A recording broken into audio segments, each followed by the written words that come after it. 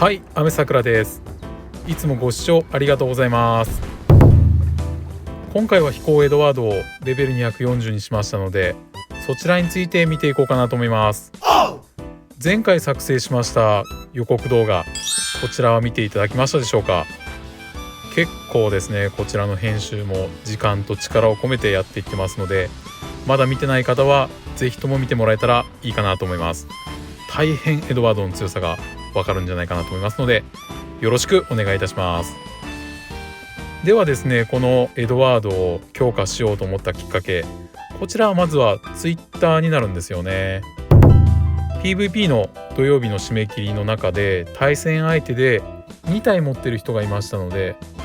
これはいいんじゃないかということからきっかけとして始めたような流れになります。そこでですね、案外使ってみたら強かったんで、今回そちらについて見ていこうと思いますけれども、早速ですね、自分の飛行エドワード、こちらについて見ていこうと思います。いろいろですね、装備だとか各それぞれの皆さんが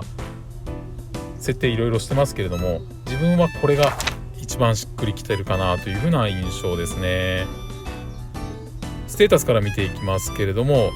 体力は5738万ということで、やっぱり体力を持っとかないと崩されるということから、ある程度体力は多めに仕上げています。そして移動速度、こちらもですね、やっぱり飛行レンジャーは敵のタワーに早く到達しないといけないので、移動速度も上げたいということで強化しています。そして一番の肝になりますけれども、やっぱり回避率、こちらは絶対上げておく必要がありますので、敵迎撃と飛行の戦いになるわけですから、相手の飛行迎撃もスキルは打ってきますけれども、メイン攻撃は通常攻撃、こちらの方が圧倒的に回数多く攻撃し合いますから、これを回避できるのは最重要項目ですね。ですので回避率はほぼ 100%、 なるだけ 100% に最重点的に上げるというのが肝になります。そしてスキル回避率、これはやっぱり回避率の次にスキル回避率かなというふうに思ってたんですけれども、やっぱり敵タワーまで到達するにおいて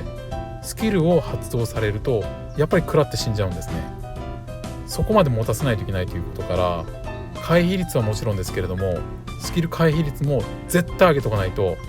たどり着けません。ですのでこの装備という形になっていますね。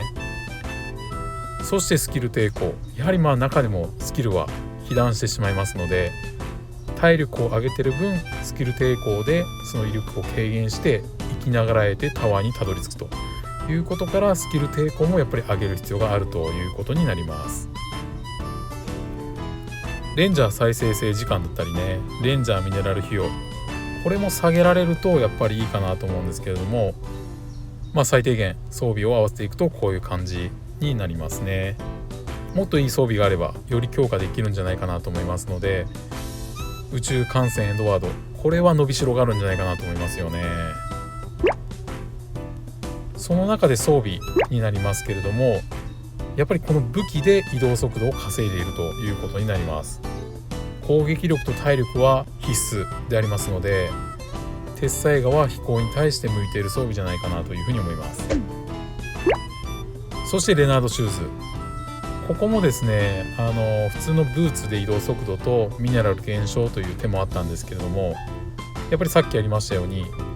回避率とスキル回避率、これは絶対補う必要があると考えたので、スキル回避率はデフォルトで 50.4% 持ってますけれども、ここはスイッチで回避率 40%、 運よく最高値をスイッチできましたので、こちらで選択してやっていってます。アクセサリーもですね、一番悩みどころなんですけれども、やっぱりここは回避率が一番詰めるということから、回避率高めの 55.2% である栄光の涙のベルトを装着しました。そしてスキル回避率、こちらも 51.6% ということで、先ほどの回避率とスキル回避率を実現できたというわけになります。少しおさらいになりますけれども、いろいろ考え方がありまして、特にアクセサリーになると、こちらの花びらのバッグもおすすめかなと思うんですね。やはり移動速度が稼げるということと回避率も積んでいますので、回避率 100% に近づけることはできる装備になっています。ただし先ほど申し上げましたように、スキル回避率も 100% 上げたいということに重きを置いてますので、自分は栄光の涙のベルトを選択しているということと、まだこの攻撃スピードは有利になるんですけれども、ちょっと自分思う節があって、攻撃スピードが増すことによって攻撃回数が増えて敵タワーをタワー母艦できるんですけれども、タワーまで到達する間に攻撃回数が増えることでタワーに到達する時間が延長してるんじゃないかなというふうに思っています。ですので攻撃スピードは案外ない方がいいんじゃないかなというふうにも思う節がありますので、ここは栄光の涙のベルトを選んでいます。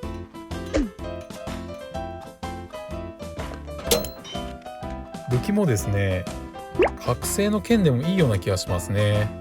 レンジャー再生性時間がありますから、これで再生性時間を減少してエドワードを頻回に出すという手もあるかなというふうに思っています。ここも攻撃スピードがあるのでタワーたどり着くまでに時間がかかってしまうんじゃないかということが懸念されるということと、一方タワーに到達した後に攻撃スピードが増しているので、たくさん攻撃できることからタワー破壊には有効に効くかなと思いますので、ここは好みに分かれるかなというふうに思っています。ここは自分は移動速度がどうしても欲しいんで鉄砕牙をつけているということですね。戻りますけれども、エドワードはさらにやっぱりこのポテンシャルアップを実に使っていかないといけないかなというふうに思います。これは実装されているキャラのメリットになりますので、ここは使っていきます。最優先項目としては移動速度、これはもうマックスまで上げて25稼いでいると。エドワードはデフォルトで移動速度は38しかありませんからね。38に25足すということはポテンシャルレベルアップで移動速度を63まで上げるということができるということです。63ではちょっと足りないかなというふうな印象ですけどね。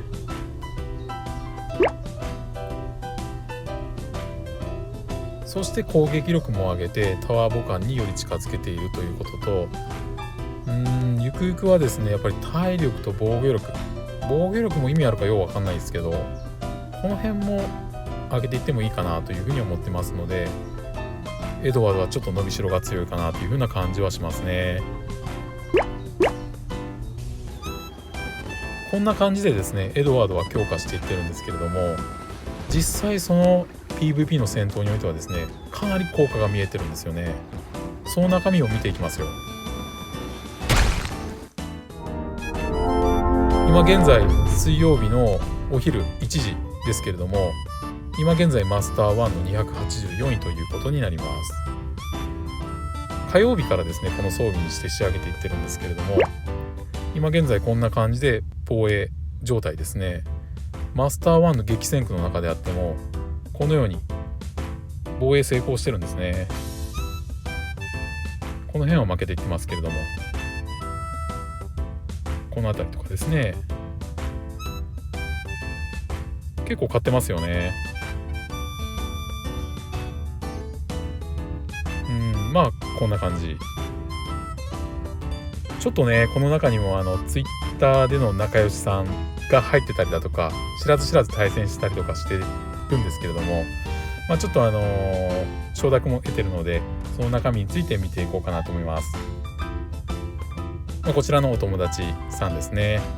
魔女サリーもいたりしているということで、迎撃はこの宇宙傭兵ムーンで、迎撃をされているという状況でしょうか。こんな感じですね。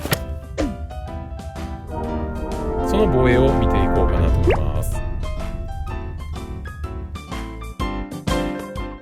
防衛の自分としましたら、普通にキャラが出ている中にエドワードが出動しているという状況にあります。こちらが一目散に敵タワーに向かって突進していくという中で、こちらが無敵を使いましたね。その中で早くも敵タワーに到達してタワーを削り始めているという状況。相手の宇宙傭兵ムーンの迎撃の攻撃は受けていますけれども、倒れないというような状況ですね。やはり倒れないので延々とタワーを削っていくという状況なんですね。ほとんど空振りのミスということになります。いくらかエドワードもやられてはいるということではありますけれども、ここで敵のタワーの体力がなくなったのでハリケーンで飛ばされると。でハリケーン返しをしてここから仕切り直しという展開ですね。メリオダスが突進していってエドワードが出動と、まだしないですね。ここから再スタートという形になります。ここから敵タワーに向かって残りのタワー体力あとわずかですね、こちらに向けて突進していくという中でエドワードは倒されません。宇宙傭兵ムーンの攻撃をかいくぐりタワー母艦を果たすというような流れです。こんな感じでですね、やっぱりこう地上が拮抗して多分敵タワー付近で膠着してますので押し返されるなーっていうふうに思ってましても、うちの飛行エドワードはやっぱり敵の攻撃を食らいにくいんですね。食らっても死なないんで、やっぱ延々と敵タワー攻撃をしているということから敵タワー母艦で勝利をもぎ取るという戦法になります。こういう形でですね勝っていって、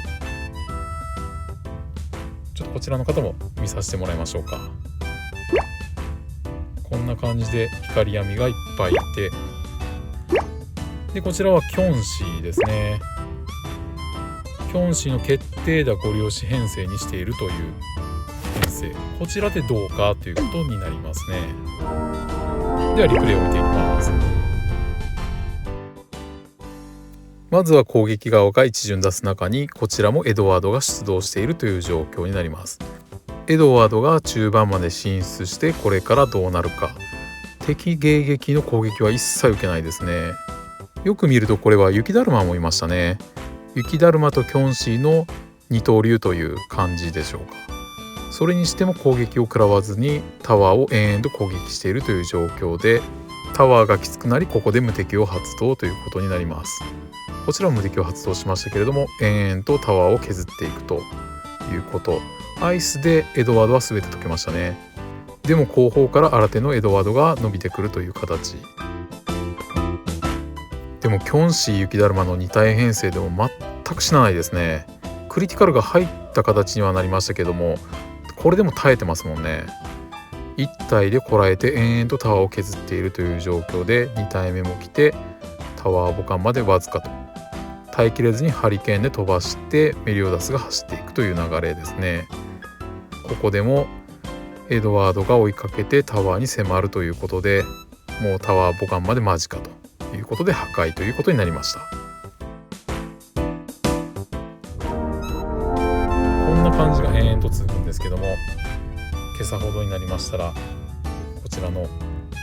ツイッターフレンドさん、ちょっと知らずに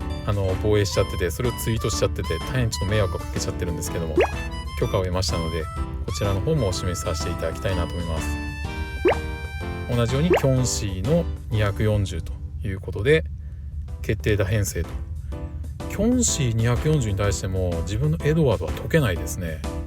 キョンシー1体編成の方は自分と対峙するケースにおいては2体編成じゃないとちょっときついんじゃないかなと思いますね。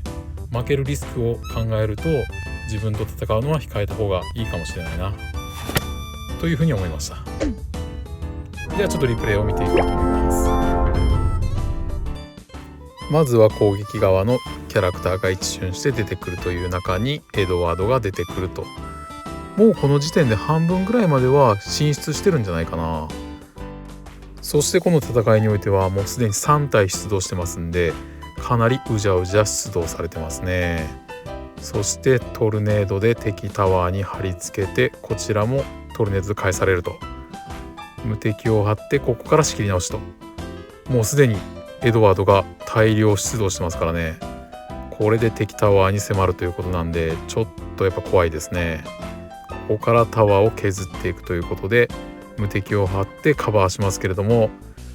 この大軍はちょっと抑えきれないかな。あっという間でしたね。こういう感じでですね、飛行エドワードは単独でとても強いような感じなんですよね。一方ケースによってはこのようなケースもあります。相手の迎撃がダークヒーロームーン、こちらはですね攻撃範囲を広くして、こちら決定打仕様ですね。スキル回避率も上げていないというような状況。こういったケースにはどうなんでしょうかね。こちらについて見ていきます。防衛側にはエドワードの出動を認めていますけれども、ここでクリティカルだったりミスだったりヒットを確認していますね。やっぱりダークヒーロームーン、タワー付近から遠隔で攻撃しているという状況であります。やっぱりダークヒーロームーンの攻撃は当たりやすい感じですね。そして数発食らうと死ぬというような感じなので、